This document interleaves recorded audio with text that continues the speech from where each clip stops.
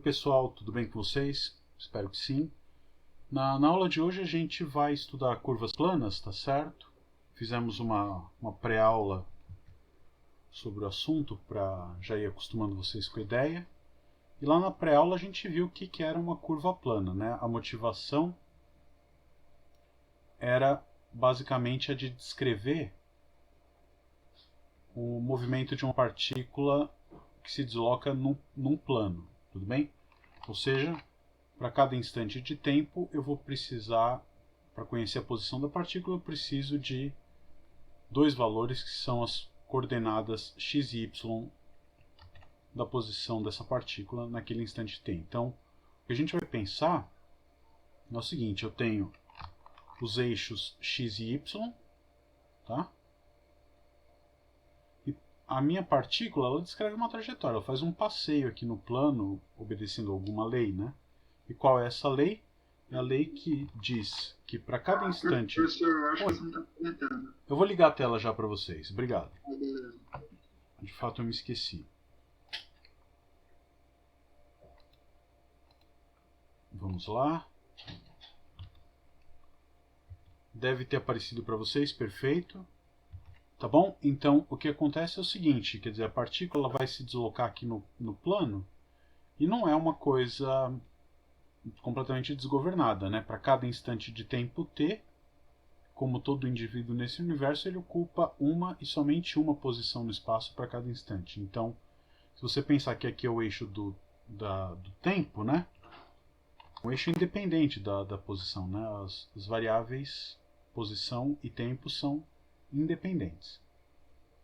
Então, para cada instante de tempo t0, vamos dizer, uma certa hora que está sendo marcada no teu relógio, a tua partícula vai ocupar uma posição x0, y0, tá? Então esse x0 ele é determinado pelo valor de t0, então ele é o valor da coordenada x no instante t0. Portanto, para cada instante de tempo t, eu tenho um valor de x de t. E para cada instante de tempo t, eu tenho um valor de y de t. Estou indicando por x0 e y0, respectivamente, aqui no instante de tempo. t0, né? Então, conforme o t varia, eu vou ter uma outra posição aqui, né? Então, o que vai ser uma curva para a gente? Vai ser uma função que, para cada valor de t, num certo intervalo real, associa um ponto do plano, que eu vou chamar de gama de t. Tá bom? Então, conforme o t vai variando, essa partícula vai se deslocando aqui.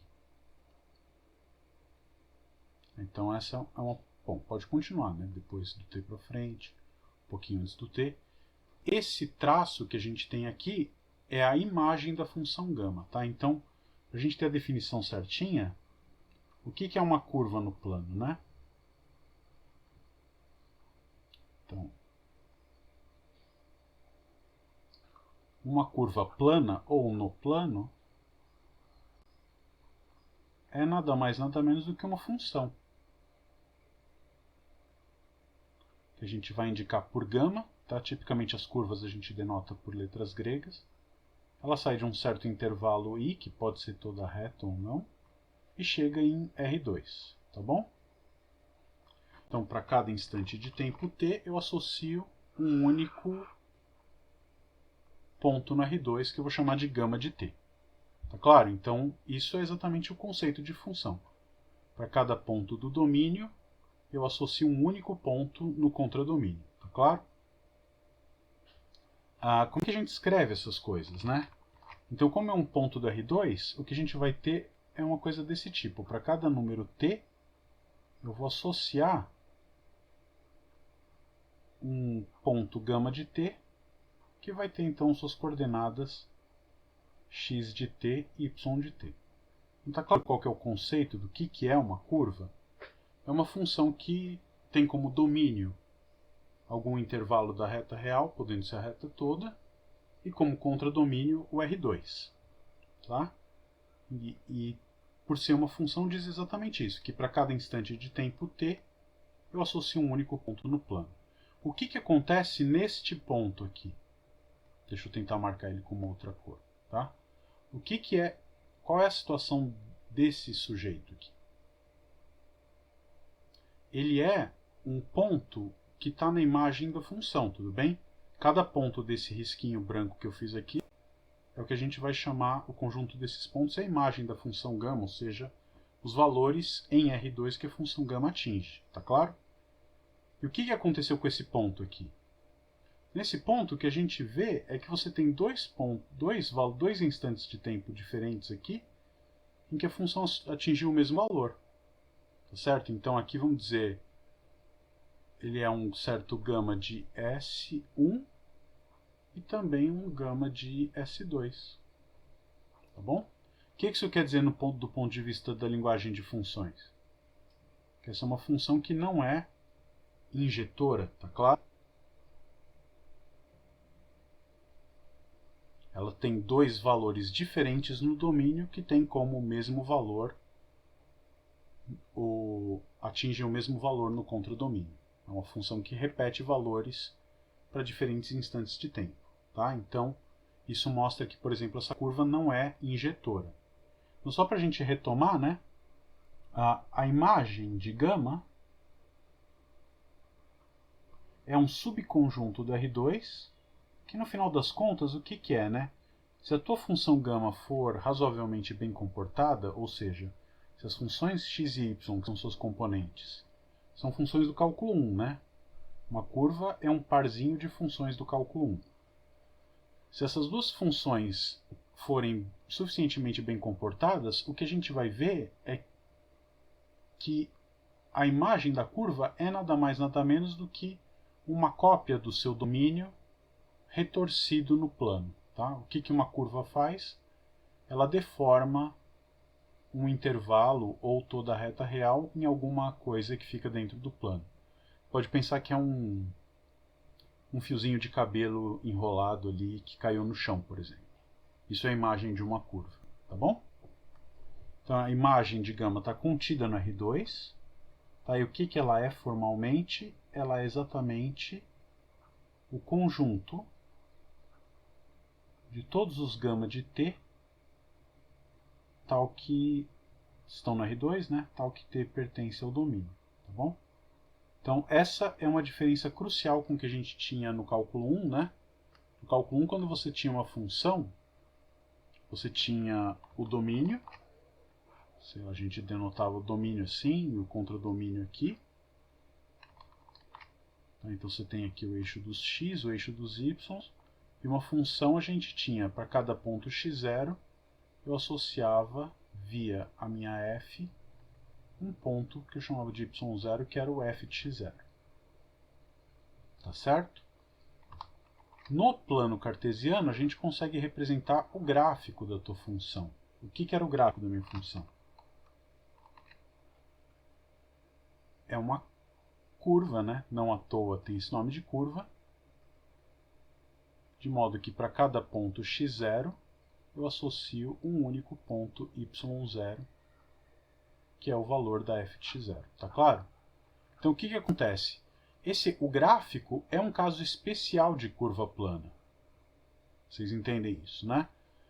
Esse amarelinho que eu desenhei aqui é uma curva, só que é uma curva um pouco mais especial do que essa aqui. Qual que é a propriedade que o gráfico de uma função tem que uma curva não necessariamente precisa ter?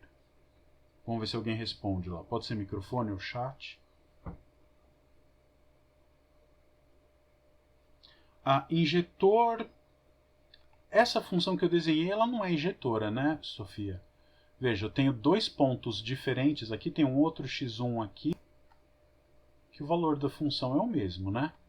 Tem uma outra característica que é mais importante aqui.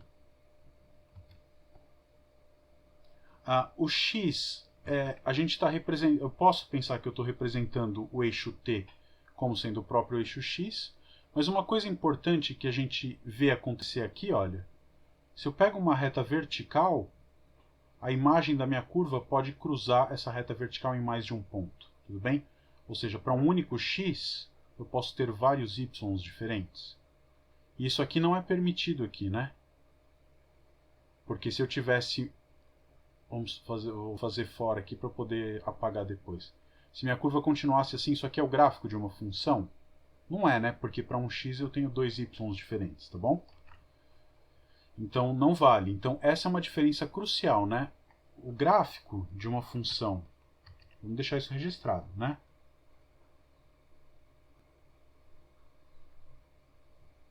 O gráfico de uma função f de R em R, as que a gente estudou bastante no semestre passado, é um caso especial de curva plana. O que é especial? É um gráfico que todas as retas verticais no plano cruzam essa curva uma única vez, certo? Para toda reta vertical que passa por um ponto x do domínio da função, cruza seu gráfico exatamente uma vez, tá? Aqui não. Aqui eu posso ter uma partícula se deslocando no plano. O que quer dizer que cruza duas vezes uma reta vertical? No caso aqui até 3. Quer dizer que existem 3 instantes de tempo diferentes, onde a partícula passa pela mesma coordenada horizontal, mas por coordenadas verticais diferentes. Tá? É muito importante fazer essa distinção. Tá? Todo gráfico de uma função de cálculo 1 é uma curva, mas nem toda curva é gráfico de uma função. Tá bom?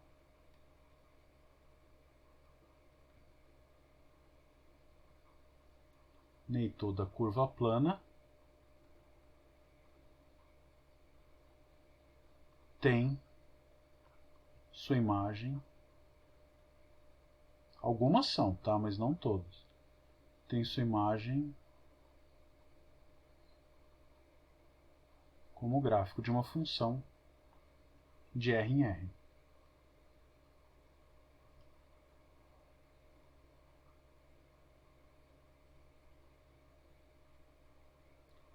Tá entendido isso? Então a gente tem o conceito do que é uma curva plana. A Sofia faz uma pergunta muito boa, né? O Pedro também faz. Vamos na ordem aqui, tá? O Roberto observou muito bem, o mesmo x não pode ter dois y por uma função de R em R, mas por uma curva perfeitamente. O Pedro pergunta o gráfico de uma função e o gráfico de x igual a constante. Então, vamos pensar com cuidado.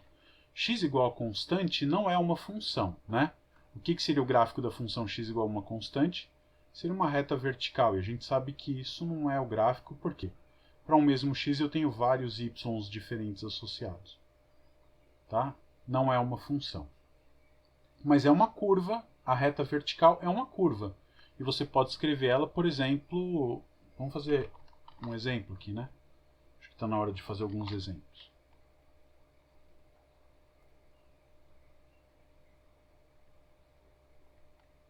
Então, se você pega a gama de t igual a 1,t, com t pertencente a R, por exemplo, o que é a imagem dessa curva?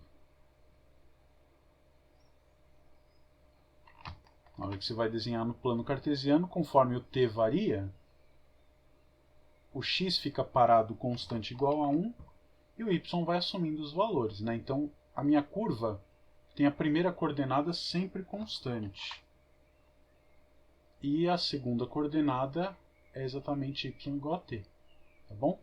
Então, esta reta vertical é a imagem da minha curva gama. Tá bom?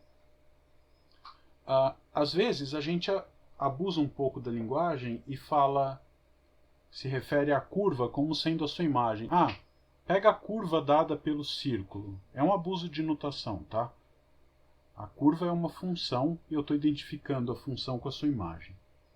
Na próxima aula a gente vai ver o que pode ter de problema nisso aí. Tá bom? Mas se você fixa bem a nomenclatura, não há ambiguidade nenhuma. A Sofia pergunta assim, se a curva tivesse em R3, o terceiro eixo seria o eixo do tempo? A pergunta é muito boa, né? Do mesmo jeito que, olha a situação que a gente fez aqui no gráfico, na situação amarelinha, né? eu tinha o eixo x como eixo domínio da variável livre e o y como eixo do contradomínio onde fica a minha variável dependente, o meu f que depende de x. Então eu posso representar a função como dois eixos soltos, sem problema nenhum, tá? Mas aí alguém inventou o plano cartesiano, né, o René Descartes, e aí o que ele fez? Ele botou o eixo x numa posição, o eixo y em outra, a gente gosta quando eles são ortogonais, né? E eu consigo então marcar os pontos, ou seja, os pontos que pertencem à minha função, né, os pontos da forma x, f de x, eu represento como um par ordenado, ou seja, como um ponto do plano cartesiano, x, f de x, tá bom? Então, quando eu faço isso, eu ponho o eixo do domínio aqui e o eixo do contradomínio aqui. Nesta situação, tá? Deixa eu tentar comentar em algum outro lugar, tá? Então, isso aqui é só uma observação. Eu não quero que vocês se confundam por enquanto com isso. Tá? Então, o que a gente tem? A gente tem o eixo do tempo e tem o contradomínio da função. Tá? Então, a minha função gama mora aqui. E aí, ela pega esse intervalo e distorce ele numa certa curvinha qualquer aqui.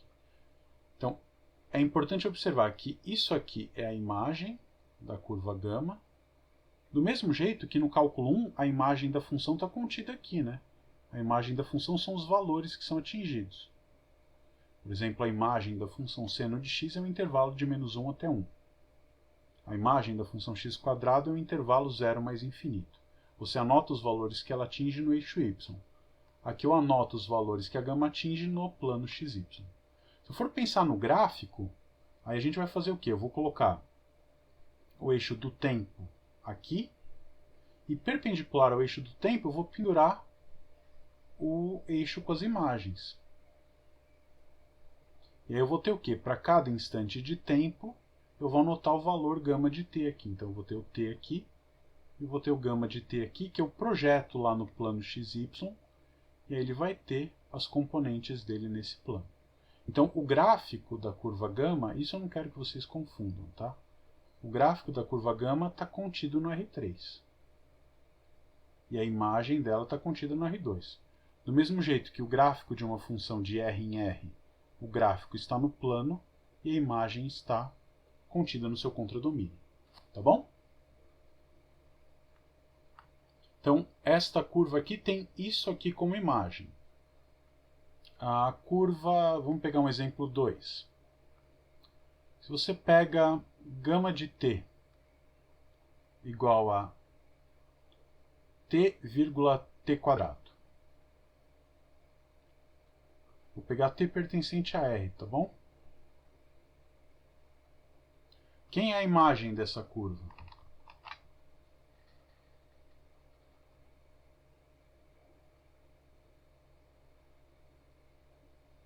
Alguém consegue dizer rapidinho lá no chat? Peraí, tem uma pergunta do Rafael aqui. Nesse caso do R3, eu não queria discutir muito isso porque pode dar confusão, tá? Mas vamos lá. Nesse caso do R3, o plano ortogonal ao eixo t, ele cruzaria a curva gama uma única vez? Pode nunca cruzar, tá? O gráfico... Você vê a confusão que você está fazendo? O gráfico da curva gama está no R3, a imagem dela está no R2. Vamos tentar botar essa bola no chão de uma vez por todas. Por exemplo, se você pega a tua função como sendo seno de x, tá? Mais um comentário aqui, vamos fazer em outra cor. Laranja. Ops. Pega a tua função seno de t e olha para o gráfico dela, como é que é?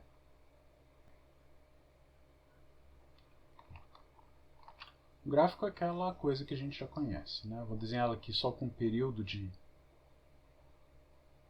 Tá bom? Faz de conta que está simétrico, uma função ímpar.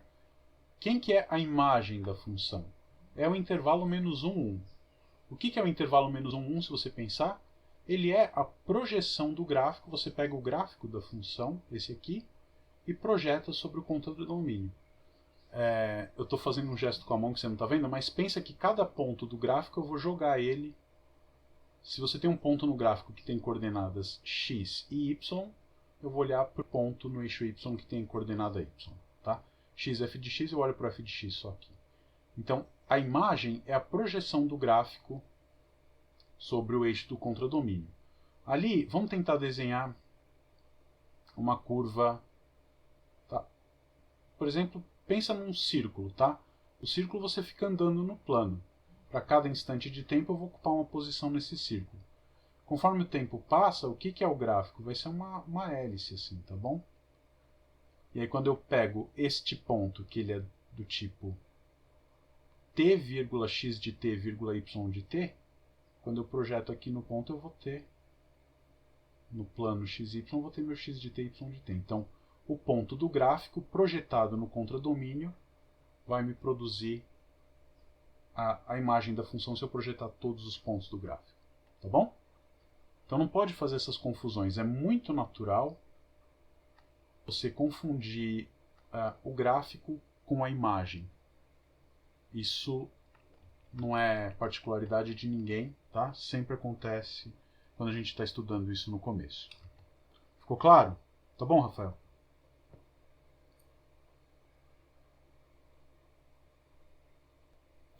A Maria Fernanda já respondeu pra gente, né? Ela pergunta se a curva t² tem como imagem a parábola y igual a x2. Sim, né? O que a gente observa aqui? Esse cara, tá? Vamos fazer a conta direitinho. Eu tenho que x de t é t. Y de t é t ao quadrado. Então, disso você nota que um ponto xy que está na imagem da curva verifica o quê? Que y é igual a x ao quadrado. Então, portanto, todos os pontos dessa curva pertencem à parábola y igual a x2. Tá? Então, eu tenho aqui essa parábola, eu sei que isso garante que a imagem de gama, não sei se é igual, mas com certeza está contida na parábola. Na curva que é dada pela equação y igual a x ao quadrado. Tá? Isso aqui a gente conhece a parábola mais padrão que tem, né? Tá bom? Então isso me garante que qualquer ponto da curva tem que estar sobre essa linha pontilhada, ou de outra maneira, não existe nenhum ponto fora da curva, não existe nenhum ponto fora da linha pontilhada que pertence à imagem dessa curva. Agora a pergunta natural é: todos os pontos dessa parábola pontilhada estão na curva? Sim ou não? Quer dizer, se eu pego esse ponto aqui, ele pertence à curva? Pertence, né? Porque como t pertence à reta, t pode ser qualquer número real, qualquer ponto da parábola vai ter um x real e o y daquele ponto de coordenada x vai ser x ao quadrado. Então, se aqui eu tenho um t, eu vou ter obrigatoriamente um t² aqui. Essa curva, essa função, já vou fazer uma pergunta que pode ser um pouquinho capciosa, tá? Então, a imagem da minha curva é esta parábola aqui. Tá bom? Então, a imagem de gama aqui, nesse caso, é toda a parábola. Por quê? Porque como t pertence a R, eu vou atingir todos os pontos. Tem uma pergunta lá, já vou ver. Então vamos lá.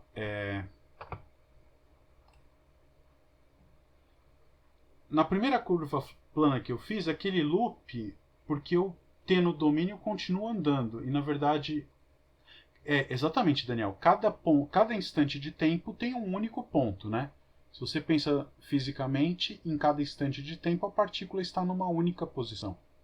Então, para cada t, eu sei onde ela está. Muda o t, ela está em outro lugar.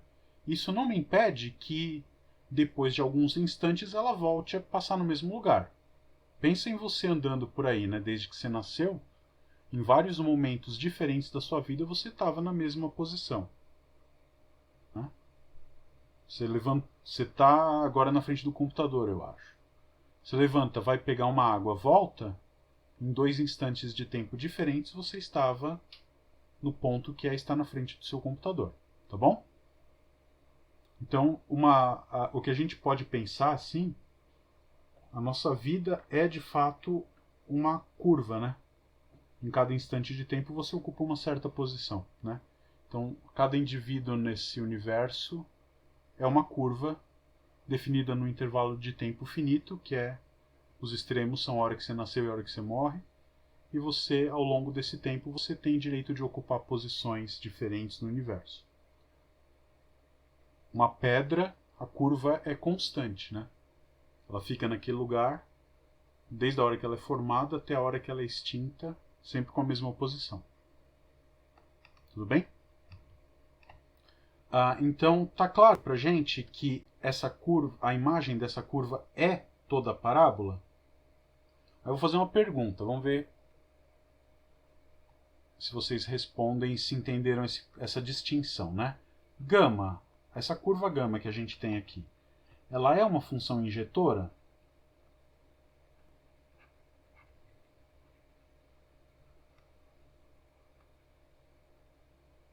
Sim ou não? Vamos lá, uns segundinhos. A Lara, a Fábio acham que não. 3 pessoas acham que sim. A maioria está achando que sim. Tá. A maioria das pessoas acha que sim, né? Nem sempre a maioria está certa, tá? Mas dessa vez estão. É verdade que essa função é injetora? Sim, né? Como é que eu faço para ver? Tem que tomar muito cuidado aqui. O que não é injetora? A função f de x igual a x ao quadrado, cujo gráfico é esta parábola, não é uma função injetora. Para cada x, eu tenho para cada y, desculpa, aqui no contradomínio, eu tenho 2 valores de x diferentes. Então, f de x igual a x ao quadrado não é injetora. Por quê? Se eu pego o ponto 1 e o ponto menos 1, ambos têm a mesma imagem. Agora, como é que eu faço para ver isso aqui, né? Como é que eu faço para ver se uma função é injetora? Pega a gama de T1, supõe que gama de T1 é igual a gama de T2, ou seja, existem 2 pontos no domínio que atingiram o mesmo valor. Tá? Isso me garante o quê? Para ela ser injetora, eu preciso provar que T1 e T2 são iguais. Então, o que isso quer dizer? Quer dizer que o ponto, quem é gama de T1? T1 ao quadrado é igual a T2 ao quadrado. Certo? E quando que 2 pontos do R2 são iguais? Bom, quando a primeira coordenada é igual à segunda, e quando a primeira coordenada de uma é igual à primeira da outra, e quando a segunda coordenada de uma é igual à segunda coordenada da outra. Eu tenho T1 ao quadrado e tenho T2 ao quadrado. Ora, essas duas coisas juntas implicam para mim que T1 é igual a T2, né? A segunda diz que T1 podia ser mais ou menos T2, mas a primeira me força a concluir que eles são iguais.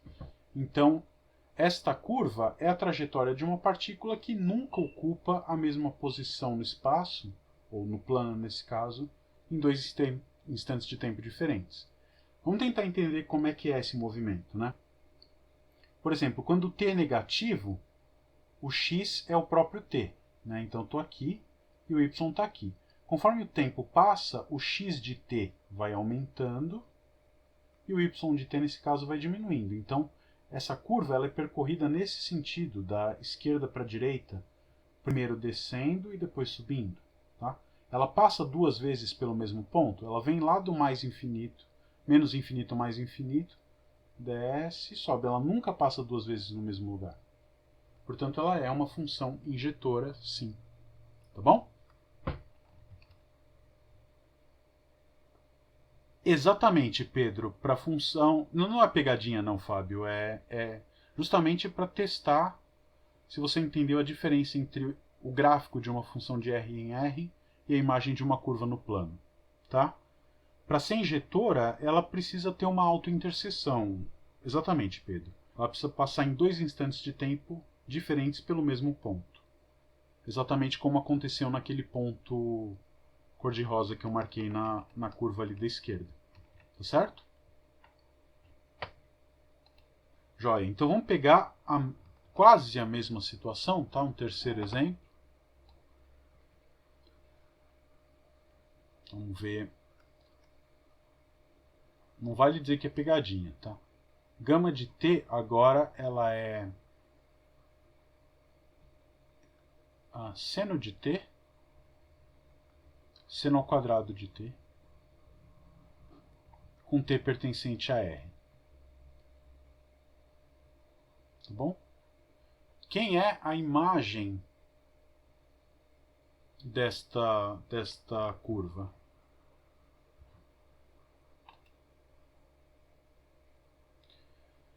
A Lara faz uma pergunta muito boa antes da gente responder. Ela pergunta como é que vai fazer para saber se uma curva é uma função sobrejetora. Essa pergunta é muito sutil e muito delicada. O que quer dizer uma curva ser uma função sobrejetora? Quer dizer que, dado qualquer ponto do contradomínio, existe algum ponto no domínio da curva que, quando eu calculo a função, dá aquele ponto, certo? Ou seja, aquele ponto do plano. Então, ser sobrejetora quer dizer que a imagem da curva é o plano inteiro. Qualquer ponto do plano, existe um instante de tempo t que o gama de t passa por lá. Parece razoável isso? Você tem uma curva que, conforme você passeia, você percorre todos os pontos do plano. É esquisito, né?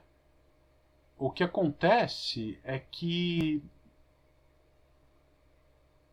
se você relaxar um pouquinho nas exigências sobre as funções x de t e y de t, isso é possível, sim. Porque é possível você mostrar que o número de elementos na reta real é igual ao número de elementos do plano. Ou seja, existe uma função bijetora entre a reta real e o plano cartesiano R2. Tá? Então, dá para você fazer isso sim. Agora a pergunta é, será que você consegue percorrer ou passear por todos os pontos do plano com uma curva que seja contínua, derivável, que a sua derivada seja uma função contínua? Isso é um problema que esbarra lá nos fundamentos da matemática e tem muito a ver com uma coisa que chama hipótese do contínuo, que é os tipos de infinitos que podem existir na matemática. Eu acho que não é uma coisa que a gente deve discutir aqui, mas que é interessante você saber que existe, tá bom? O que o Pedro não entendeu? A pergunta sobre a sobrejetividade que a Lara fez?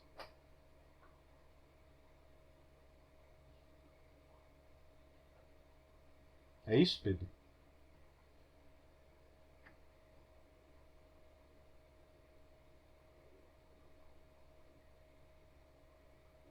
Como a função era sobrejetora.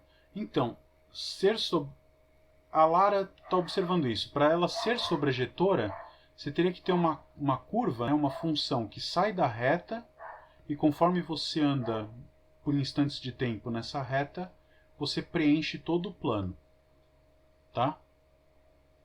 Parece ser difícil imaginar uma situação dessa. Eu posso remeter para vocês uma situação simples, né?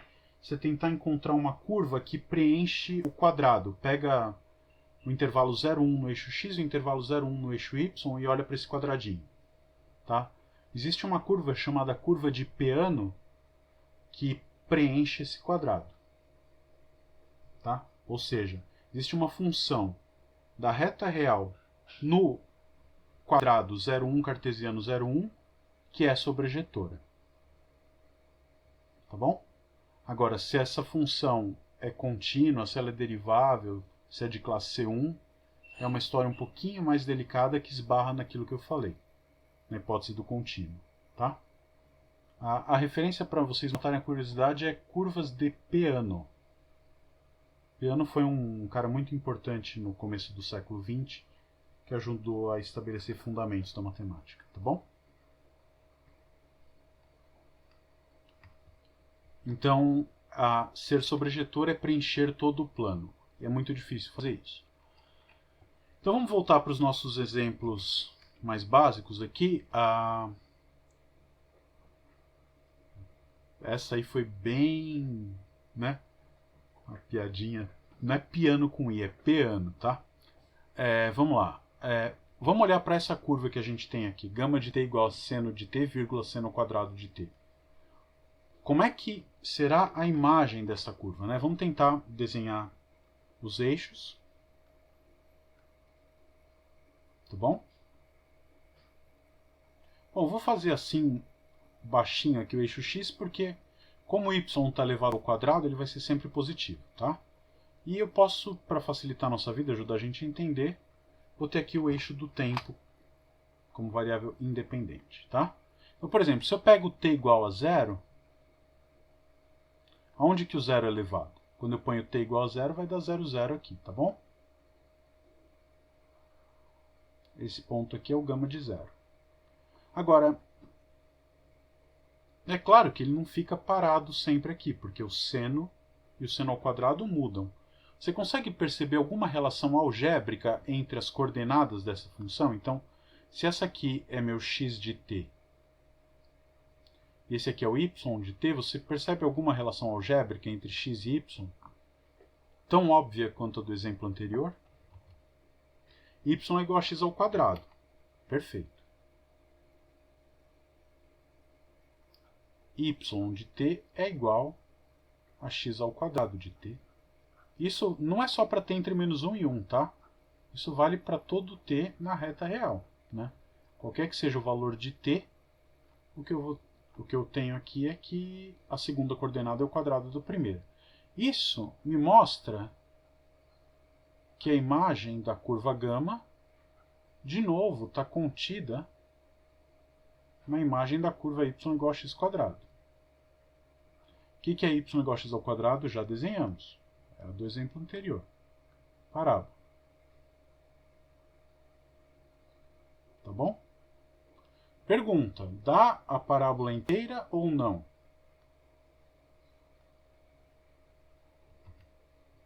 Não dá, né? Por que não dá? Dá não é boa. Por que não dá? Porque qualquer que seja o valor de t na reta, obrigatoriamente a gente vai ter que o x de t vai estar preso dentro do intervalo menos 1, 1. Por quê? Porque a primeira coordenada é sempre seno de alguma coisa. Tá bom? Então, isso me garante automaticamente que eu não consigo ter nenhum ponto da curva depois do 1 e nenhum ponto da curva antes do menos 1. E o que acontece com y de t nesse intervalo? Bom, ele é seno ao quadrado, né? Então vai ficar presa dentro do intervalo 0, 1. Tá? Então, tá aqui. O que isso me garante? O fato do x de t estar entre menos 1 e 1 e o y de t estar entre menos 1 e 1 garante para mim que a imagem da curva está presa dentro desse retângulo. Produto cartesiano menos 1, 1 por 0, 1. Tá? A imagem está aqui dentro. E a observação que a gente fez no começo me garante que a imagem está em cima da parábola. Então, aonde que vai estar a imagem? Então, essas duas coisas juntas, tá? Garante para mim que a imagem da curva gama está contida em qual conjunto? No conjunto dos pontos com x entre menos 1 e 1,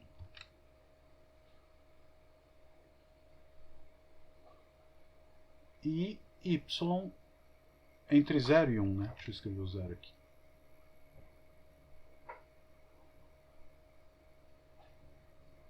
Tá bom?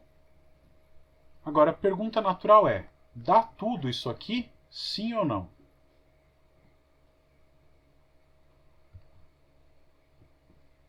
Então, mesmo sendo uma parábola como a outra, ela não é injetora, já vamos responder essa pergunta. Mas você caminhou na direção da solução, Pedro. Olha, no t igual a 0 ela vale esse ponto. O que a gente tem? A gente tem todo o cálculo 1 na mão, né? Essa função aqui, a função seno de t, é uma função contínua. Tem um ponto onde ela vale menos 1, tá? Por exemplo, no 3π sobre 2, ou no menos π sobre 2, se você quiser. E tem um ponto onde ela vale 1, que é no ponto π sobre 2. Então, o que eu tenho? Se eu pegar o ponto menos π sobre 2, o que vai acontecer? No menos π sobre 2 eu vou estar aqui, né? O seno desse cara vale menos 1 e o seno ao quadrado vai valer 1. Então aqui eu tenho o gama de menos π sobre 2. De maneira totalmente análoga, nesse ponto aqui eu vou ter o gama de π sobre 2. Tá? Então, se eu pegar o ponto π sobre 2 aqui, a imagem é o ponto 1, 1. Tá? O que a gente sabe do teorema do valor intermediário, por exemplo? A componente x é uma função contínua. Ela assume todos os valores, ela assume menos 1 em algum ponto e assume 1 em outro ponto. Então isso me garante que ela vai ser obrigada a assumir todos os valores aqui dentro. E a função seno ao quadrado também é contínua, vai ser obrigada a assumir todos os valores aqui dentro. E aí, com um argumentinho simples, você precisa ver que quando ele assume esse x, ele vai assumir esse y. Então, a imagem da curva nesse caso vai ser esse arco da parábola, tá? Exatamente tudo. Então, o que a gente observou que era contido, na verdade acaba sendo igual, né? E aí o que acontece? Pergunto para você, esta função agora, a curva gama, ela é injetora?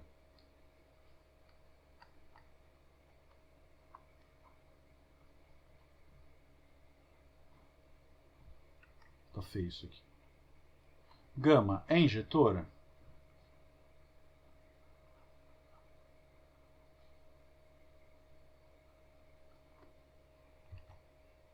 Não. Né? Por que não é? Você consegue achar dois pontos no domínio que tem o mesmo valor, né? Por exemplo, gama de 0 vale 0, 0. E gama de π também, né? Então tem dois valores de t diferentes que produziram o mesmo ponto na imagem. Então ela não é uma função injetora e tem como imagem o gráfico de uma função. Tá? Você podia ficar, por exemplo, tá? Se você se restringisse, olha como pode ser o que o Fábio chamou de pegadinhas, mas não são. Se você se restringe somente ao t positivo, o que seria a imagem da curva? A imagem da curva seria essa parábola aqui, né? Só esse arco do lado direito. Por exemplo, pega ela de 0 até 0 até π, tá bom? De 0 até π, eu tenho isso aqui. O que vai acontecer?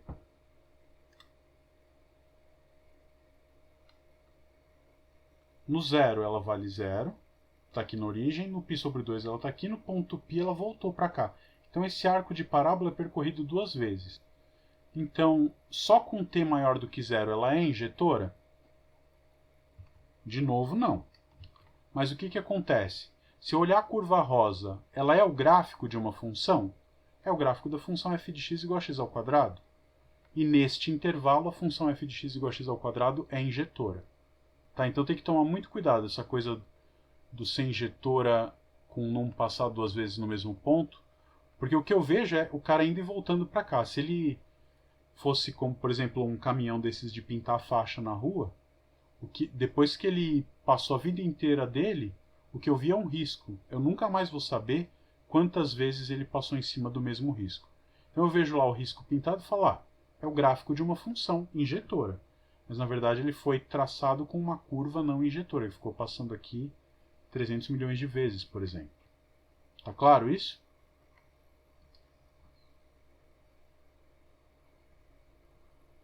O teste da injetora seria tipo passar uma linha entrando na tela do gráfico da... Isso, se você olhar para o gráfico lá no R3, dizer que ela é injetora quer dizer que linhas verticais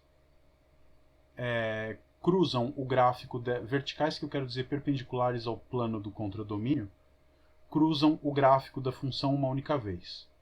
do mesmo jeito que a gente faz no cálculo 1, né? Quando que uma função é injetora? Se eu pego uma reta perpendicular ao contradomínio, ela cruza o gráfico uma única vez. Então, o amarelo aqui não é uma função injetora porque uma reta perpendicular ao contradomínio cruza o gráfico duas vezes. Só o rosinha é injetora porque a reta cruza uma única vez. No caso das curvas, eu estaria olhando o gráfico no R3, então eu teria um eixo T saindo da tela. E quando eu faço o desenho do gráfico, eu teria que ver se essas retas perpendiculares à tela do teu computador ou do meu aqui cruzam o gráfico uma única vez. Então, tenta imaginar o que é essa curva, né? Quando t igual a zero, eu estou aqui, t igual a zero e o gama igual a zero. E conforme o t anda, esse cara vai saindo da tela. Quando t for igual a π, eu vou estar no ponto que tem coordenadas t igual a π sobre 2, 1, 1, e o z aqui fora da tela igual a π sobre 2. E aí quando o t começar a aumentar e chegar de novo no π, eu vou andando, andando, andando, com o t subindo, saindo da tela cada vez mais. De modo que essa curva, essa curva no espaço, quando eu projeto no plano XY, eu obtenho esse arquinho de parábola. Claro? Joia. Opa, mais alguma perguntinha ali? Tá certo. Disponha. Ok, agora você percebe que ficar fazendo esse tipo de análise toda hora é relativamente chato. Em alguns casos pode ficar muito complicado, tá? Então, o que a gente pode ajudar? O que ajuda a gente a entender o movimento de uma partícula no plano, por exemplo? Se você tem a equação horária, você consegue desenhar, substituindo valores, por exemplo. Mas se você não quer substituir valores, uma coisa que vai te ajudar muito é saber olhar para a velocidade dessa trajetória, né? E como eu tinha falado lá na pré-aula, a velocidade vai ser um vetor que vai indicar a componente horizontal da velocidade do movimento e a componente vertical. Então eu vou ter uma composição de duas velocidades, na direção do eixo x e na direção do eixo y, que vão me dar a velocidade do movimento, que vai ser então um vetor que muda de direção, de sentido e de magnitude em cada ponto. Quando você tinha um movimento unidimensional, você tinha o s de t. Quando você deriva, dá o s', que era o v de t.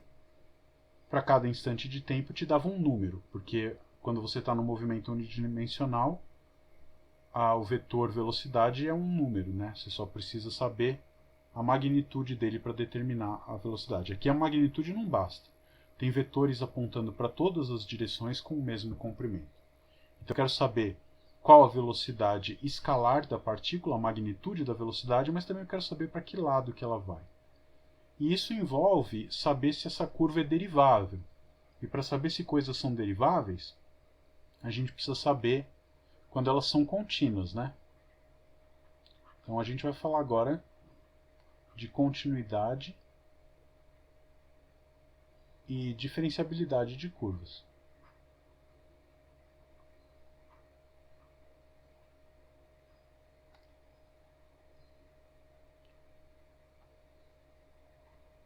Tá? Intuitivamente, o que é uma curva ser contínua?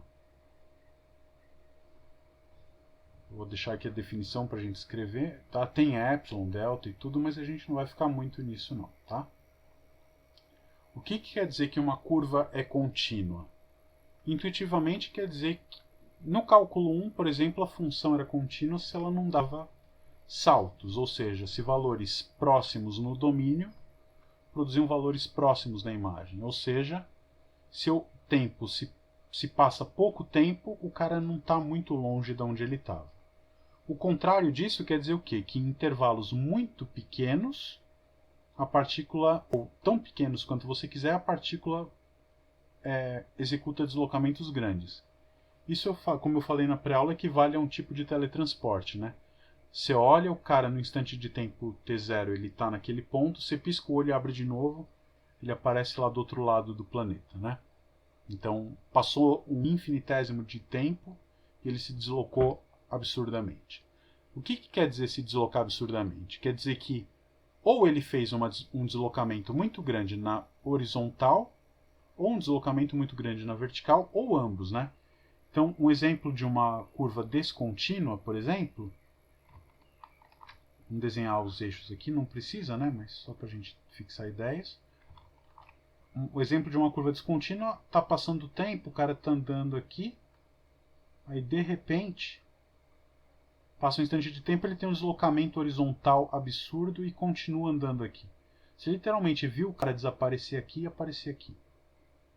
E ele continua andando. Nesse trecho a curva está contínua. Aí ele chega aqui, tem um deslocamento muito grande, ele aparece aqui, continua andando.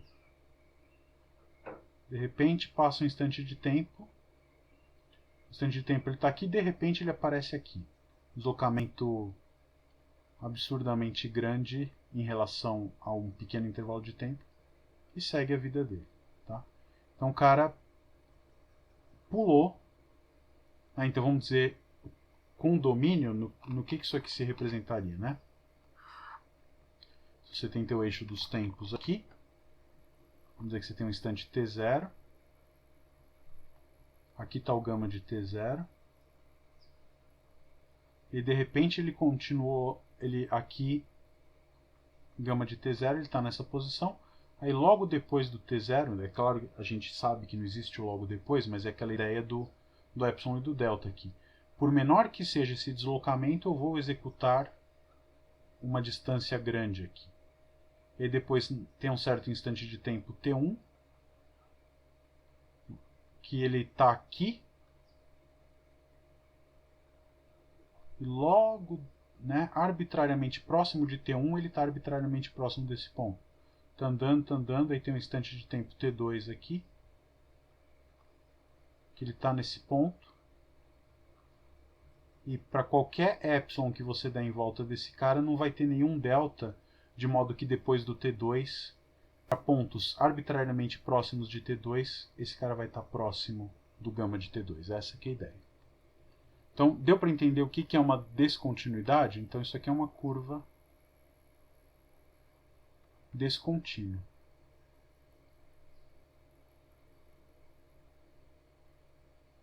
A definição, né, vamos dizer assim, eu tenho uma curva gama definida de um intervalo contido na reta chegando em R2. Tá. Uma coisa que é importante, eu estou fazendo aqui tudo no R2, você podia fazer R3, R4, quando você quisesse. Tá? Se você tivesse uma curva gama de R em R3, ela representa a nossa vida. Em cada instante de tempo, diz a posição do R3 que você está. Então a gente, no fundo, a nossa vida é a imagem de uma curva de R em R3. Né? Se você for uma formiguinha que anda só num plano, sua vida é uma curva de R em R2. Então, gama, desse jeito, é contínua. Um certo ponto t0 dentro do intervalo. Tá? É qualquer ponto? A gente está pondo o domínio como sendo um intervalo, né? Aquela história de não poder ser um ponto isolado. Né? Tem que ter pontos arbitrariamente perto de t0 dentro do domínio da curva. Isso acontece, por exemplo, se I é um intervalo aberto. Gama vai ser contínua em t0 se, para todo epsilon positivo que você der, eu vou falar, desculpa o mau jeito aqui, mas a gente precisa escrever isso uma vez. Né? Para todo epsilon positivo, vai existir um delta também positivo. O que eu quero, né, intuitivamente? Eu quero que pontos próximos de t0 tenham imagem próxima de gama de t0. Existe um delta positivo tal que toda vez que delta, que o t, um ponto t, estiver arbitrariamente próximo de t0, ou seja, distar menos do que delta, aqui pode ser estritamente menor, tá? T pode ser igual ao t0, de novo aquela diferença entre limite e continuidade, né? Toda vez que eu tiver um t0, o t pertinho do t0, garante que o gama de t0 vai estar o gama de t vai estar perto de t0. E agora pergunta, o que é gama de t estar perto de gama de t0? Quando que dois caras desses estão próximos? Quando a distância entre eles é pequena, né? E agora, esses caras, os gamas de t, moram aonde? Moram em R2. Então, o que eu quero é que a distância, a norma mesmo, tá? A raiz quadrada da soma das coordenadas ao quadrado, seja menor do que epsilon. Tá bom? Então, essa é a definição formal de continuidade de curvas, igualzinha a do cálculo 1, a única diferença é que eu troco o módulo por uma norma, porque agora esses caras não são números, e sim cada um deles é um vetor do R2. Tá claro? O Eric mandou um vídeo, né? Ah, boa! É um vídeo com uma simulação de uma movimentação 3D como um dos eixos sendo do tempo. Perfeito. Só não pode assistir agora, hein? Vê depois. Tá? Então, essa é a definição de continuidade. E assim, um teorema que a gente prova e que vai ser a maior mão na roda pra gente é o seguinte. Tá? Se você escreve que a tua curva gama, eu não sei se eu vou demonstrar ele, tá? Tua curva gama x de t, y de t é contínua em t0, C e somente C, x de t e y de t são contínuas em t0. Parece... dá para aceitar isso?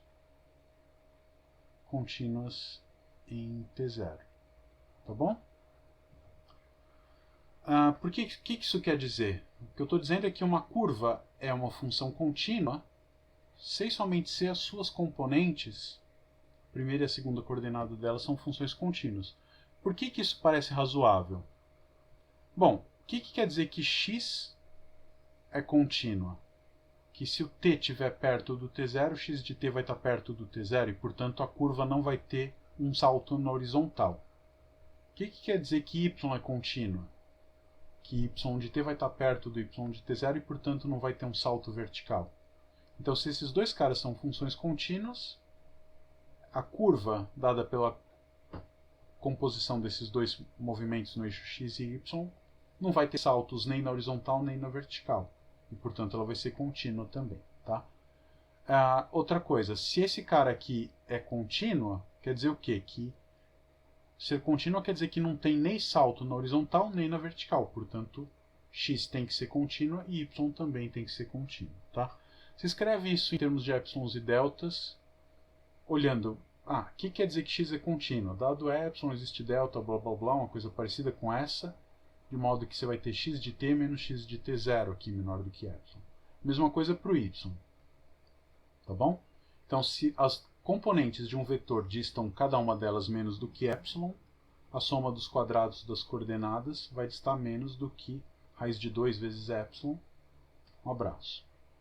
E reciprocamente, se esses caras, se a gama é contínua, é porque a diferença dos quadrados é menor do que epsilon, e como é uma soma de duas coisas positivas menor do que epsilon, cada uma delas é menor do que epsilon. Portanto, x de t menos x de t0 vai ter que ficar menor do que epsilon, e y de t menos y de t0 também. Tá? Se vocês quiserem escrever isso e ficarem com alguma dúvida, eu explico. Tá? Tenta pensar nisso em casa, se te interessar. Se houver dúvida, coloca lá no fórum que eu escrevo a demonstração para vocês. O Daniel faz uma pergunta muito boa. Professor, esse salto na curva pode ser causado por haver um buraco no domínio? Tem que ter muito cuidado, né? Lembra que a gente fazia aquela pergunta no cálculo 1? Faz sentido perguntar se uma função é contínua num ponto que não está no domínio? Não faz, né? Então a gente só fala de continuidade em pontos que estão no domínio. Então, se você tem um buraquinho no domínio, não faz sentido perguntar se a curva é contínua ou não naquele ponto que não está no domínio. Tudo bem? Tá certo, Daniel?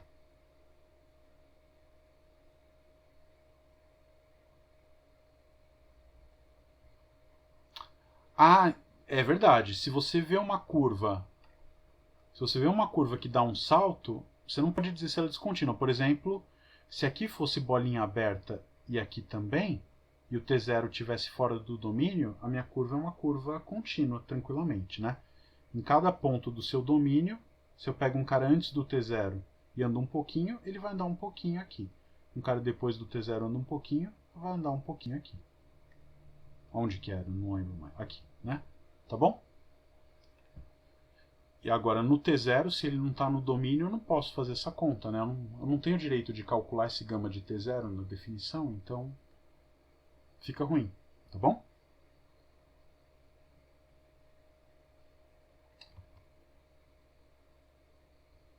Agora vamos ver o que é a diferenciabilidade, né? A diferenciabilidade é... A intuição é a mesma, né? Vamos tentar fazer um desenho? É a mesma do cálculo 1, só que agora a gente vai estar com duas direções para analisar. Então vamos pensar, você tem aqui o teu contradomínio, tem aqui o domínio, então você tem teu eixo dos t's, tem um certo ponto t0 aqui. Vou desenhar a curva primeiro, tá? Não precisa ser injetora, não precisa de nada. E vamos supor que o gama de t0 está aqui. Tá? Então o que eu vou fazer? Se eu pegar um instante de tempo t aqui, vamos dizer que minha curva está aqui. Ela pode andar para trás, né, se você quiser pensar da esquerda para a direita, não tem problema nenhum. Então aqui vai estar meu gama de t. Deixa eu mudar um pouco o desenho dela aqui no meio. A gente tem uma coisa um pouquinho mais interessante. Né? O que a gente vai fazer?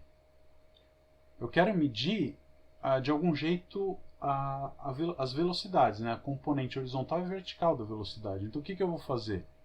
Eu vou tentar olhar para o limite quando t tende para t0. Olha a conta que a gente está fazendo e vê se faz sentido.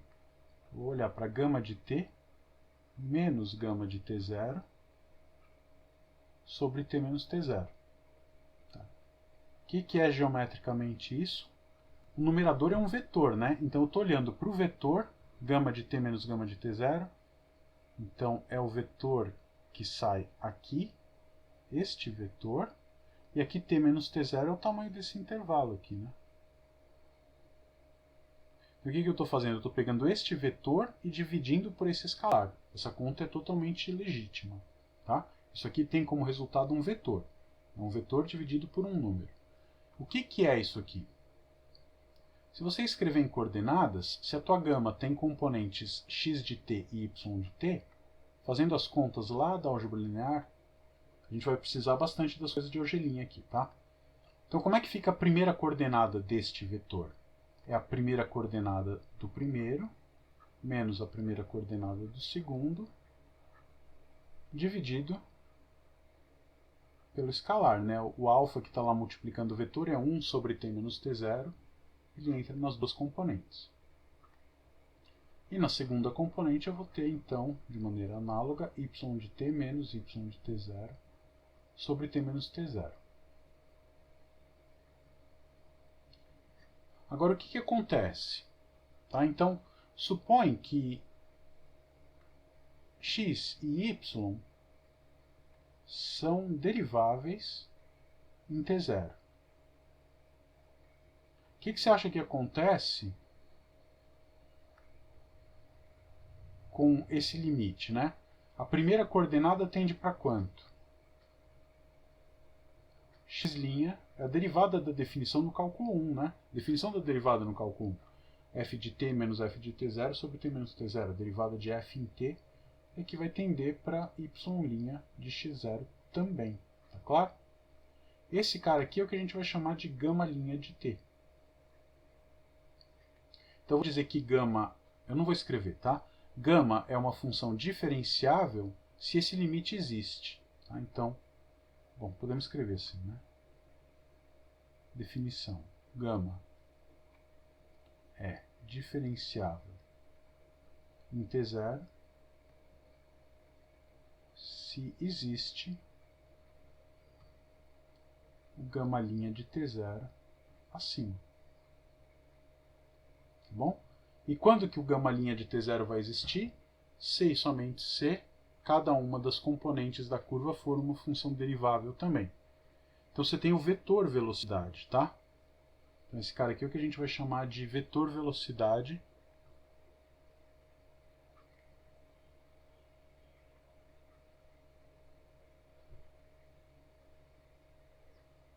de gama em T0, e vai mudando de um ponto para o outro, né? O que mais que você podia fazer? Bom, podia tentar, se fosse possível, derivar isso de novo e obter o gama duas linhas, que seria o que? O vetor aceleração, tá? E aí, se você conhece o vetor aceleração de um movimento, a segunda lei de Newton diz que você sabe tudo, né? Tá? Então, se você conhece a posição, a equação horária da partícula, você obtém rapidamente a velocidade e a aceleração. Se você conhece a aceleração, a posição inicial e a velocidade inicial, via integração você recupera a trajetória da partícula. Vamos tentar olhar para esse gama-linha nos exemplos anteriores, e aí a gente consegue fazer coisas que estão na lista, por exemplo. Tá claro até aqui, gente? Podemos avançar?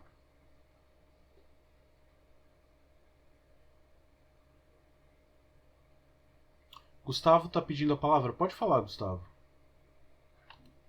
Professor, dá pra Oi. ver? Perfeitamente. No começo eu tinha entendido que você fala que era um vetor, né? Você dividia um vetor por um escalar. Só que no final, chega uma expressão que eu não estou entendendo mais porque é um vetor ainda. Essa aqui, gama-linha de T0, Isso. ele é um cara com duas componentes, né? A primeira coordenada é o x' de T0, que é a derivada da componente horizontal no instante de tempo T0, é um número, vírgula, a segunda componente, que é a derivada da segunda componente. Tá? Então, isso aqui é a velocidade, o x' de T0 é a velocidade horizontal e o y' é a velocidade vertical da trajetória gama. É um vetor. Abre parênteses, um número, vírgula, outro número, fecha parênteses. Tudo bem? Entendi. Tá? Qual que era? Por que você não teria entendido? Eu estava achando que, depois que eu vi que é derivada, porque pra mim tá vendo como um ponto, mas na verdade não. Não. São. Tá, é um problema talvez da resolução da tela aqui. Aqui é x' de T0 e aqui é y' de T0, tá bom? Certo, obrigado. Só a título de curiosidade, você está falando em ponto, os físicos gostam muito de escrever com ponto também, tá? Então, às vezes, você encontra em livro de física x ponto de T0 é o que a gente no cálculo 1 chama de x' de T0 ou de dx dt de T0. Tá? Então, você vai, dependendo do que você se deparar para estudar em física aí, você pode ver assim, x ponto. Tá? O professor de física já está usando essa notação. X ponto, né? Tá, eu confesso que quando eu estou mexendo com coisas que tem um apelinho físico, eu também escrevo assim, tá? Então não tem problema não. Por exemplo, determine todas as funções tal que x ponto é igual a x, né? Isso é um exercício da lista 2 do cálculo 1. Tá, vamos então tentar recuperar os exemplos que a gente tinha. Deixa eu dividir a lousa aqui mais ou menos ao meio. Vamos olhar para as derivadas então nos exemplos que a gente tinha. Então, exemplos vão ser exatamente os mesmos de antes. Tá, então, o primeiro a gente tinha gama de t como sendo 1,t, tá certo? Já vimos, né? Esse aqui era bem fácil. A imagem da curva gama, o que que era?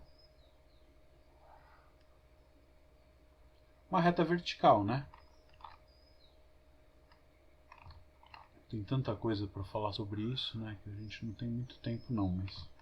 Por exemplo, isso aqui eu não consigo tirar o y como função de x, mas eu escrevo sim, se eu quiser, o x como função de y, né? X como função de y é x constante igual a 1. Né?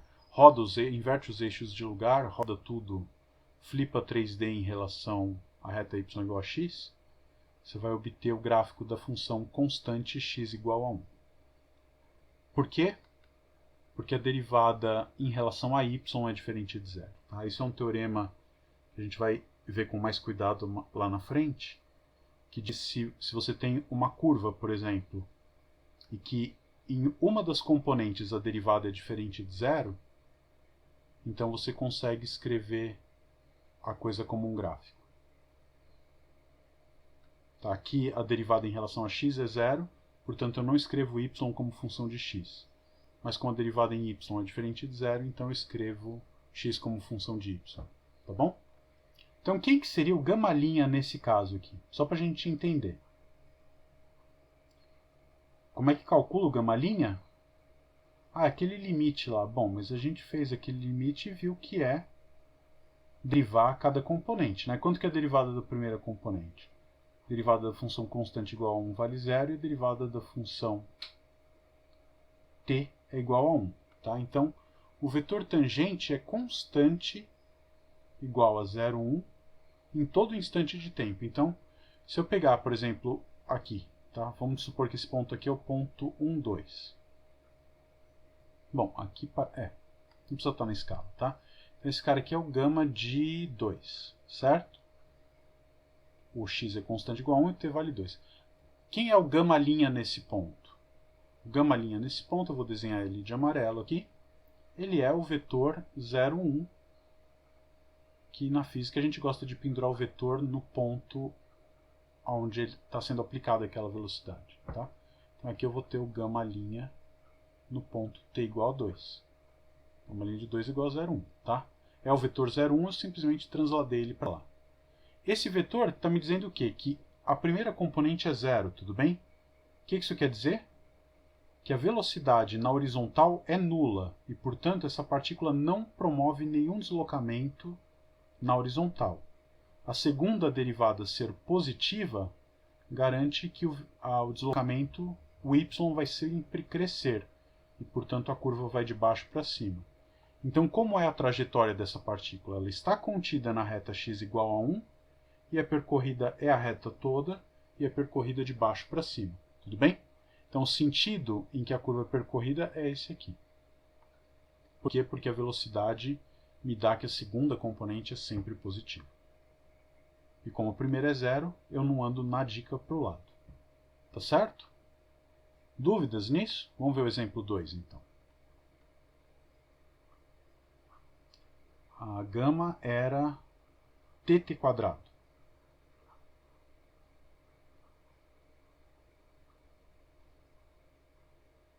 Quando t pertence a R. Tá?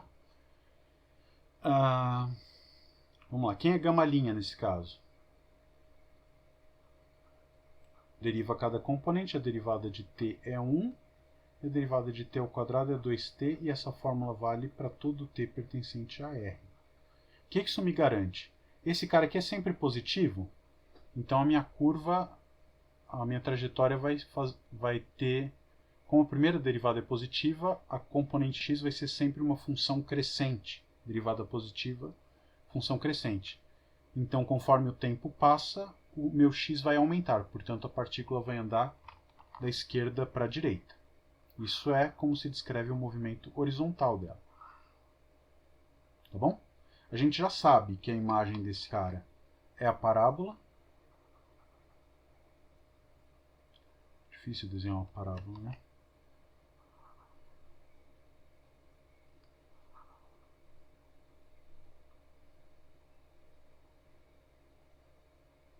Tá bom? Então eu já sei que eu sempre vou da esquerda para a direita e a segunda componente ela tem coisas interessantes, né? Quando t é negativo, isso aqui é negativo, então para valores de t negativos, se eu tenho um certo t0 aqui, esse é meu gama de t0, tá? Aqui, por sorte, o eixo x e o eixo t têm o mesmo valor, tá? Então eu posso estar criando confusão aqui. Se eu coloco o eixo t independente, tem aqui meu instante de tempo t0 negativo, né? Então o gama de t0 vai para lá.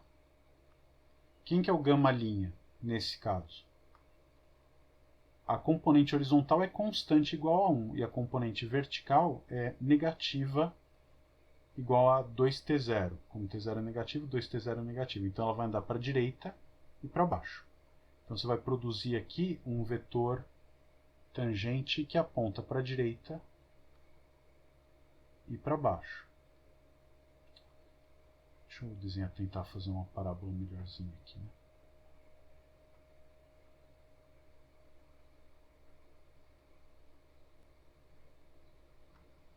Tá, então nesse ponto o meu vetor vai estar apontando tangente. E a tangente mesmo, tá? Você consegue, com esse ponto e com esse vetor, se você tem um ponto e um vetor na geometria analítica, você consegue escrever a equação de uma reta. E nesse caso aqui, o que você vai obter é exatamente a equação da reta tangente à parábola nesse gráfico. Tá? Podemos até fazer isso daqui a pouco. Se você pega um instante de tempo t1, maior do que zero, aí tanto a primeira quanto a segunda componente vão ser positivas, portanto x vai ser crescente, ela vai querer andar para a direita e para cima. Tá? E aí a composição dessas duas velocidades vai me produzir um vetor tangente aqui. Tá? Aqui, se você quiser, você projeta, você vai ter as componentes horizontal e a componente vertical da velocidade. Quem são 1 sempre e 2t sempre. O 2t pode ser negativo ou positivo. Então, são as projeções do vetor. Tudo bem? Vamos ver, por exemplo, como é que ficaria a reta tangente nesse caso.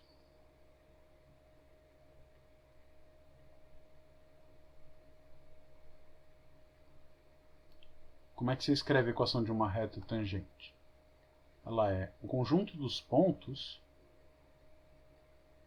x, y que atendem a uma certa equação, que é um ponto, o ponto de tangência, mais lambda vezes um vetor. Quem que é o vetor que vai me dar a direção? Gama linha muito zero. Tá bom? Isso é o que dá a equação da reta tangente. Nesse caso concreto, então escrevendo a reta tangente nesse exemplo, no exemplo anterior acho que não tem muita graça, né? A reta tangente é ela própria. Então aqui a gente teria R como sendo o conjunto dos pontos x, y da forma t0, gama de t0 é t0 quadrado, mais lambda vezes a gama linha é 1, 2t0, tá bom? Se você quiser escrever isso aqui de uma maneira só, né, tudo na mesma coordenada, t0 mais lambda, vírgula, t0 quadrado,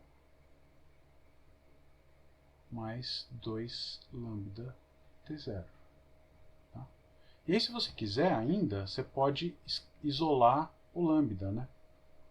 Você sabe que o x é t0 mais lambda, e você sabe que o y é t0 ao quadrado mais 2 lambda t0. Se você isola o lambda nas duas equações, você vai obter uma coisa bem surpreendente, né? Vamos ver.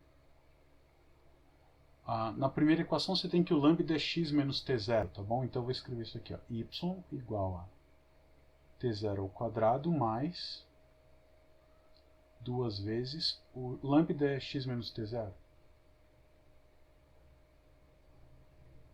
X menos t0 vezes t0. Tá? Se você arrumar isso aqui, o que você vai ter é exatamente a equação da reta tangente da parábola no ponto t0. Né? Lembra que é t0 f de t0. Tá bom? Vai dar 2x menos t0 quadrado aqui. Por que deu a mesma equação? Porque esta curva, a imagem dela é o gráfico da função f de x igual a x ao quadrado. Tem uma dúvida lá? Deixa eu ver. Tem 3, na verdade, né?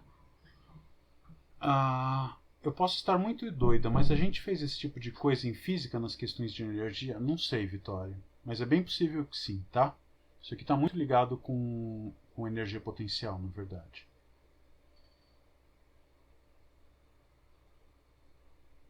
O lambda, Lara, é da equação de reta, né? Lá do Algelin. Como é que é a equação de uma reta? A equação de uma reta é o conjunto dos pontos x, y, que são da forma um ponto mais lambda vezes um vetor. Tá? Então, neste ponto, quem é o... vou pegar uma reta que passa por esse ponto e tem esse vetor. Então vai ser P, que é o gama de T0, mais lambda V, e o meu V é o gama' de T0. Tá bom?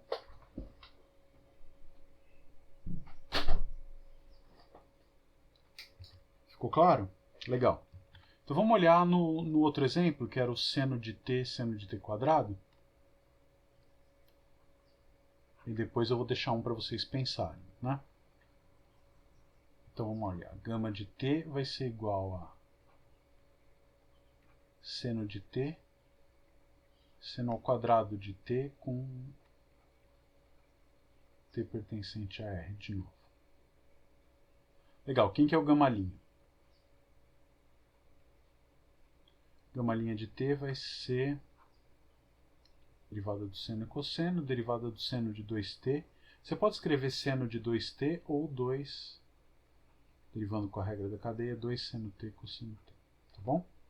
Isso para t pertencente a r. E aí, com isso, a gente consegue analisar como é a trajetória da partícula, né? Se ela... A gente percebeu que ela faz um movimento periódico, mas com isso aqui a gente vai entender direitinho o que está acontecendo, né? Por exemplo, quando t for igual a zero, eu estou aqui, na origem. Quando t for igual a π sobre 2, eu vou estar no ponto 1, 1. A gente já viu que ela tende essa parábola, né? Quando t for igual a π, eu volto para cá, então aqui é o gama de 0, também é o gama de π. Aqui é o gama de π sobre 2, e mais outras pessoas vão passar aqui de novo, né? E depois você tem, por exemplo, para t's negativos ou mesmo maiores, né? O 3π sobre 2 está aqui de novo também. Então esse cara aqui é o gama de menos π sobre 2, é também o gama de 3π sobre 2, e assim vai. Tá bom? Tá bem feio esse lado aqui, né? Deixa eu tentar ver se eu melhoro isso.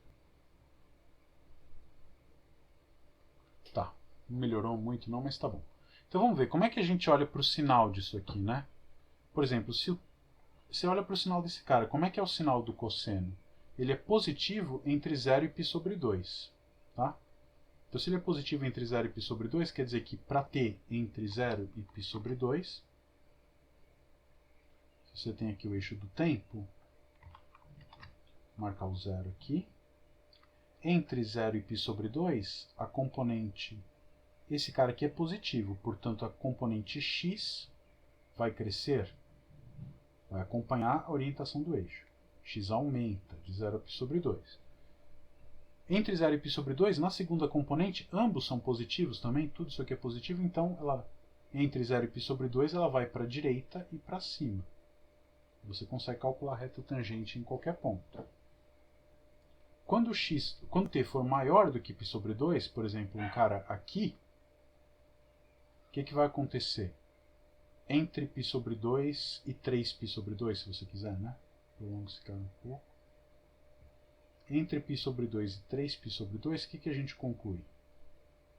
Pelo menos para a primeira componente. A primeira componente é negativa, então ele vai andar para trás. Então ela subiu. No ponto π sobre 2, note que a derivada é zero, né? Então, ó, você pode olhar, gama de 0 é 0, origem, né? 0, 0. Gama' de 0, quanto vale? Quando você põe t igual a 0, isso aqui vai dar 1, 0. Então, no instante t igual a 0, o vetor velocidade é horizontal. Assim. Aí no ponto gama de π sobre 2, o que vai acontecer com a tua curva? O valor o ponto que ela ocupa, a posição é 1, 1, 1, e a derivada vale quanto? Tem cosseno nas duas componentes, né? Então gama' de π sobre 2 é 0, ou seja, o vetor velocidade é nulo. Ou seja, nesse ponto o gama' é 0, a curva parou. Então ele veio com velocidade horizontal cheia, né? 1. Aí a velocidade na componente x vai diminuindo, porque o cosseno vai decrescendo.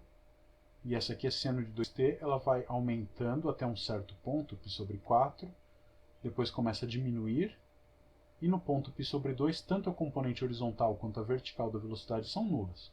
Então ela para, e para ter um pouquinho maior do que π sobre 2, esse cara aqui é negativo, e esse cara aqui também. Então a curva vai querer andar para a esquerda e para baixo, ela começa a voltar. Esse ponto de novo, que é o π, por exemplo, o que acontece? A curva passa de novo pela origem, mas quem que é o γ' no ponto π? Substituindo aqui, cosseno de π é menos 1, na outra tem um seno que vai zerar. Então ela vai passar nesse ponto pela segunda vez, né? Vamos pensar a partir do zero. Só que agora com esta velocidade. Ele passa para o outro lado. E aí, conforme o tempo passa, o cosseno até o 3π sobre 2 vai continuar negativo, né? Então ele vai continuar com velocidade negativa, apontando para lá. Esse cara, se olha o sinal, ela vai começar a subir. No ponto menos π sobre 2, ambos se anulam, ele para de novo. E quando t for maior do que 3π sobre 2, menos π sobre 2 é igual. Quando t for maior do que 3π sobre 2, ela começa a crescer e você vai ter toda essa análise. Você observa que ele fica num movimento periódico sobre esse arco de parábola aqui. Tá claro? Vocês entenderam como que o vetor tangente te ajuda a obter a imagem da curva?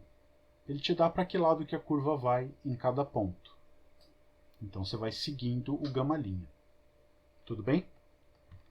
A gente tem uns minutinhos. Vamos tentar pensar nesta curva aqui, ó, que é bem tranquila também. Professor, fiquei com uma dúvida, então. Fala. Se a derivada é zero, ele não devia parar de se mover? A derivada é zero naquele instante de tempo, né? Vamos voltar lá para ver? Tá? Então veja, γ' é zero só no ponto π sobre 2. Em qualquer outro ponto arbitrariamente próximo de π sobre 2, ela não é nula. Tá claro? É como no cálculo 1. Se você tem que a derivada é zero num ponto, é verdade que a função é constante? Não, né? Não. Tá? Então, fala. Eu acho que eu entendi, porque a derivada da derivada não seria zero, né? Tipo velocidade e aceleração. Exato. Se você calcular a aceleração aqui, você vai ver que não, tá? Mas tem que tomar cuidado com isso, porque velocidade e aceleração podem ser zero e ainda assim não aconteceu o que você está pensando, tá? Mas já que a gente voltou, é interessante você observar isso, né? Nesse ponto onde a derivada se anula nas duas componentes, o que a gente percebe? Se a derivada é zero num ponto, no cálculo 1, se a derivada é zero num ponto, dá vontade de dizer o quê? Que esse ponto tem ou mínimo local. Perfeito. Olha o que acontece com a componente x quando t é π sobre 2. É o valor máximo dela. Então ela não passa daqui. Por quê? Porque no ponto t igual a π sobre 2 ela atinge um máximo que é o máximo global do seno, na verdade, né? Então o x atinge um ponto de máximo, e aí, conforme o tempo passa, no menos π sobre 2 e no 3π sobre 2, o x atinge um ponto de mínimo, que é o outro lugar onde a derivada vai valer zero na componente x. Na componente y, acontece a mesma coisa. No ponto π sobre 2, ela é zero, e você tem ali um ponto de máximo até global do y, e um ponto de mínimo global do y no t igual a zero, né? Então você vê, as velocidades horizontais e verticais se anulando dizem qual é o máximo da componente horizontal, máximo e mínimo da componente horizontal, e olhar para os zeros do y, né? Do y' da curva, vai te dizer quais são os valores máximos e mínimos que a segunda componente pode atingir. Claro, e aí quando você tem as duas nulas ao mesmo tempo, é um ponto onde o cara pensa assim, que a partícula foi andando, ela começou a frear, brecou, deu meia volta e voltou no caminho que ela vinha fazendo antes. percorrendo a curva em sentido contrário nesse caso, mas ela poderia ser qualquer outra coisa, tá? Ela poderia, por exemplo, você andando com o carro no farol. Você chega, para e depois anda no mesmo sentido que estava, né? É um ponto onde a derivada da tua posição é zero, só naquele instante de tempo, e depois ela aumenta. Tá bom? Beleza. Joia, então vamos pegar um outro exemplo. Tá? Eu vou dar a parametrização da curva e vou pedir para a gente tentar fazer o traço dela, desenhar a imagem. Tá? Então ela é cosseno t, seno t. Vamos pegar t aqui, poderia ser em toda a reta real, mas se eu fizer de 0 a 2π, já está de bom tamanho porque cobre o período das duas funções, né? Pergunta, qual que é a imagem dessa curva? Rapidinho lá no chat, vai, para a gente não estourar muito tempo. Você consegue perceber alguma relação algébrica entre as componentes x de t e y de t?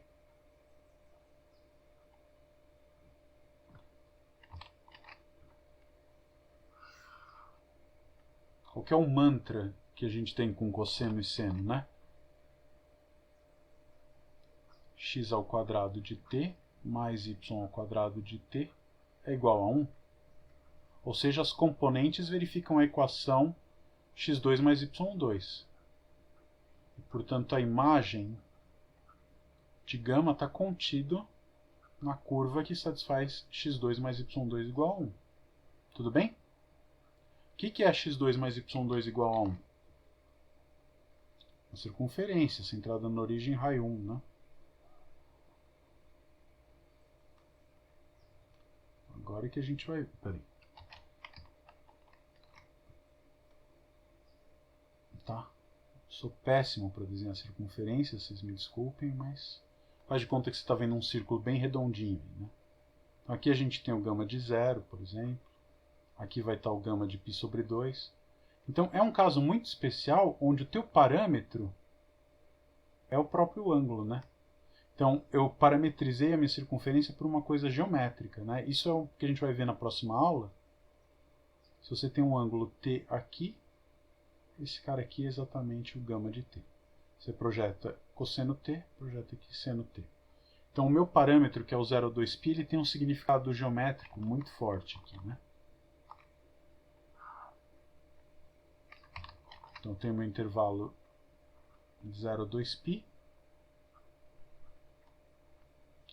Se eu te dou um instante de tempo t, o meu gama de t está ali. Quem que é o significado geométrico desse t? Ele é o arco em relação ao eixo x. Tá? Quem é o gama linha de t nesse caso?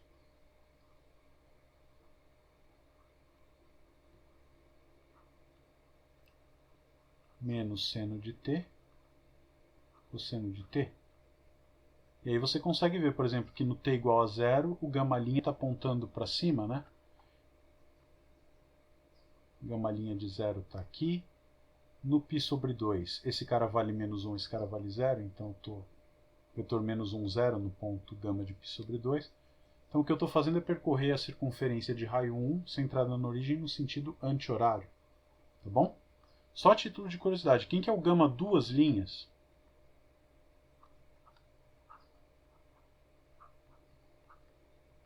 Vai dar menos cosseno de t, menos seno de t, ou seja, o que é isso?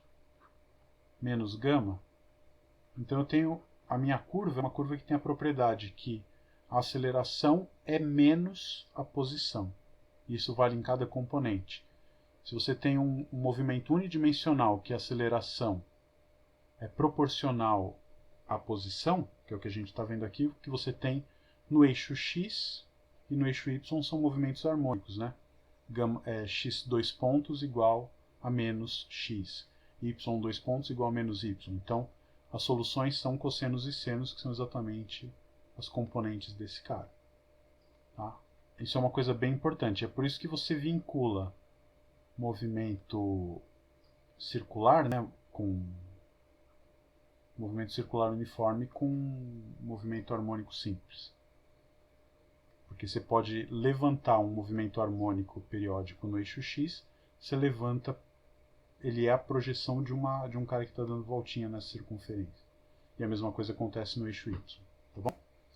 Então, o que a gente vai fazer na próxima aula é assim. Por exemplo, dada esta equação ou qualquer outra, descubra uma gama que tenha como imagem aquela curva. Então, se eu te dou uma equação do tipo x2 sobre 4 mais y2 sobre 9 igual a 1, me dá um gama de t que cobre essa curva, que é uma elipse, tá bom? A gente consegue parametrizar elipses, hipérboles, parábolas, de todo jeito que for possível.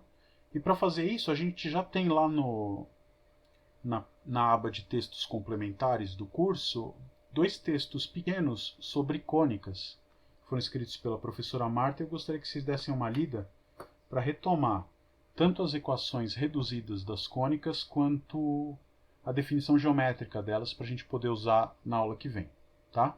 Então, a aula que vem é o contrário do que a gente fez hoje. Hoje eu te dei a fórmula da gama e fiz o desenho. Na próxima aula a gente vai pegar o desenho ou uma equação e construir a gama.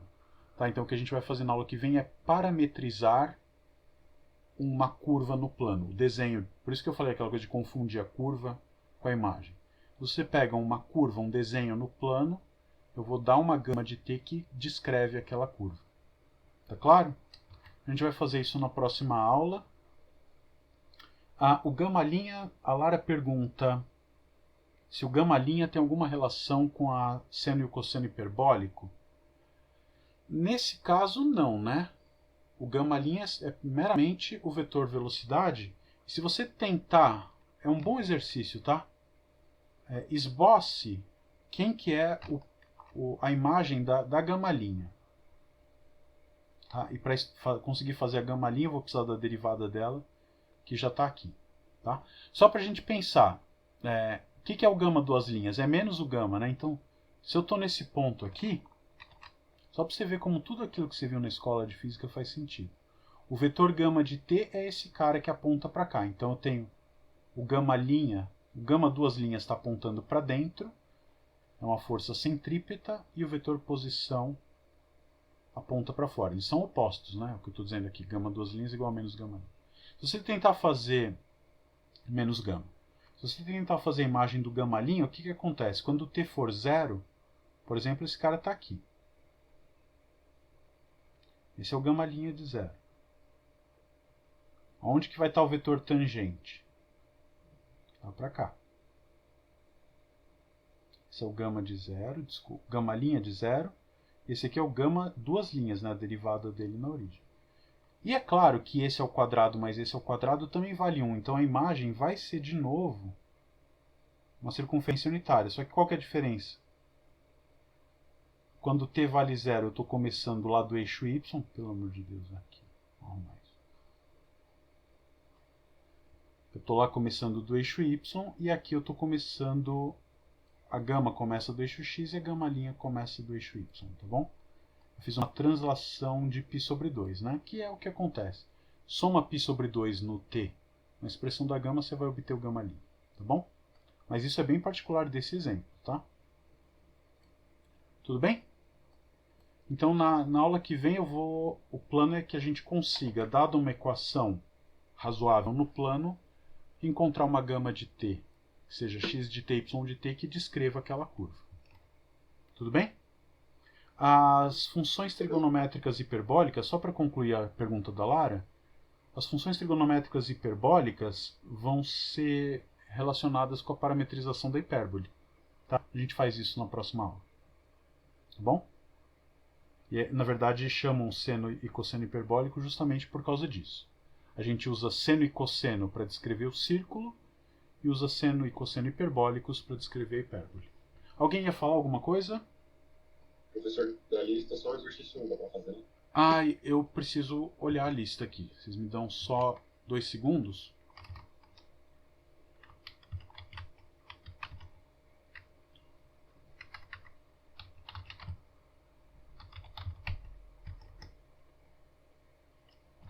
Listas... obviamente eu apaguei o text aqui. Peraí, 2 minutos. quer dizer, segundos, vai para eu gerar o text de novo aqui.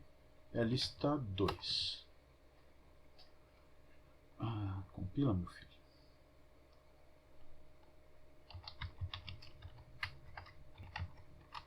Vamos lá. Sim.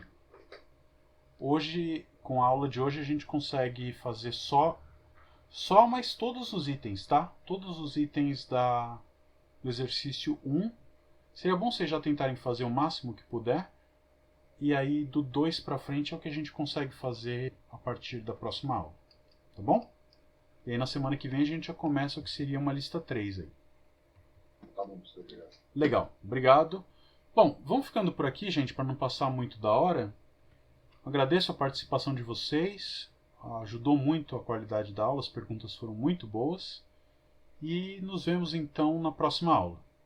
Cuidem-se, fiquem bem, grande abraço e até lá. Tchau, tchau.